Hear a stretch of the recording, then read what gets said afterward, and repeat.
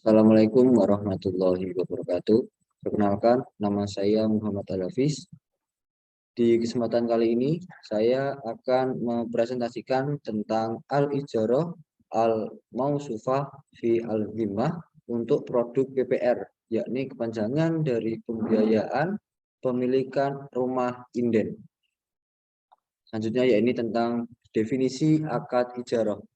Ijarah adalah akad pemindahan hak guna atau manfaat atas suatu barang dan atau jasa dalam waktu tertentu dengan pembayaran sewa. Kemudian al-ijarah al-mausufah fi al-dhimmah PPR inden adalah produk PPR inden yang menggunakan akad al-ijarah al-mausufah fi al-dhimmah dalam MEG atau IMBT.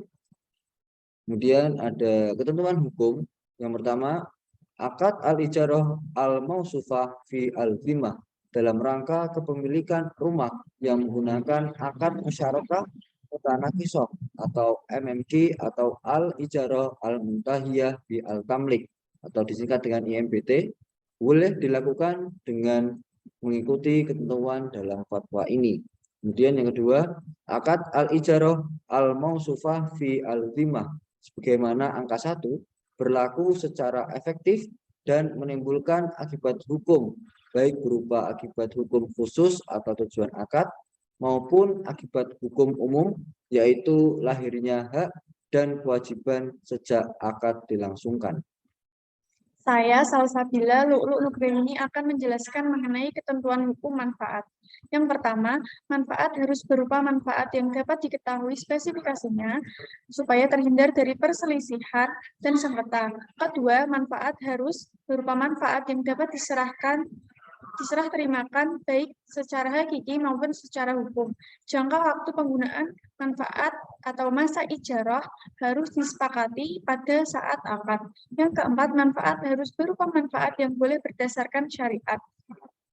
Dan yang kelima, manfaat yang diharapkan adalah manfaat yang dimaksud dalam akad yang dapat dicapai melalui akad al-ijarah al-mausufah fi al-dhimmah.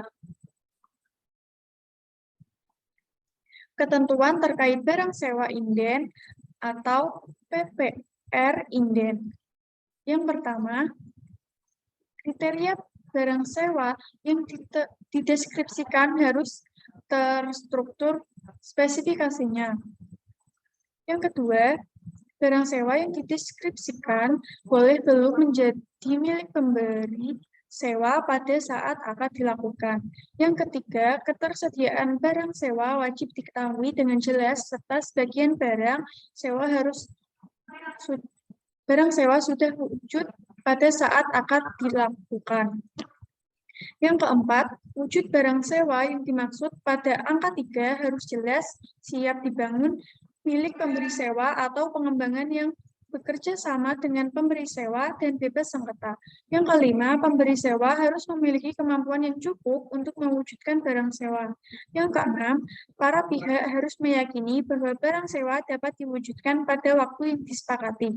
Yang ketujuh, para pihak harus sepakat terkait waktu serah terima barang sewa. Dan apabila pemberi sewa menyerahkan barang sewa namun tidak sesuai dengan spesifikasi yang disepakati atau gagal serah pada waktu yang disepakati, maka penyewa berhak melanjutkan akad dengan atau tanpa meminta kompensasi dari pemberi sewa atau membatalkan akad dengan meminta pengembalian dana sesuai dengan jumlah yang telah diserahkan. Ketentuan terkait ujroh. Yang pertama, ujroh boleh dalam bentuk uang dan selain uang.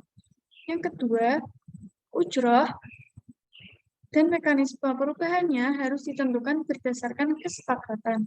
Yang ketiga, ujroh boleh dibayar secara tunai, tangguh, atau bertahap angsuran sesuai perjanjian sejak akad dilakukan. Yang keempat, ujroh yang dibayar oleh penyewa setelah akad diakui sebagai milik pemberi sewa. Saya, Ibu Julian, akan menjelaskan mengenai ketentuan terkait uang muka dan jaminan. Yang pertama, dalam akad al-ijarah al-mausufah fi Al-zimah dibolehkan adanya uang muka atau uang kesungguhan atau hamisi jizyah yang diserahkan oleh penyewa kepada pemberi sewa.